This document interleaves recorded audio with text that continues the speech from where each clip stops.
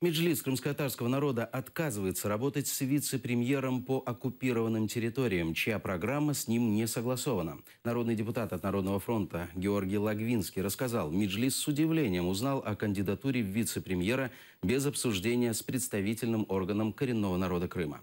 Вчера фракция БПП провела заседание в стенах парламента с участием президента Петра Порошенко. По словам председателя фракции Юрия Луценко, в новом правительстве может появиться вице-премьер по АТО и оккупированным территориям. На эту должность претендует Владимир Кистион.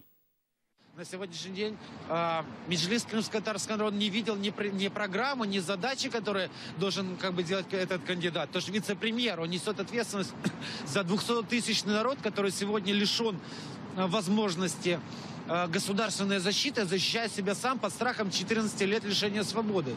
И говорит о том, что он украинский народ, о том, что Крым — это Украина. И вместе с этим, с Меджлисом, как органом самоопределения коренного народа Крыма, никто не собирался или не согласовывал до данного момента этого кандидата, и нам непонятно, какая у него будет программа.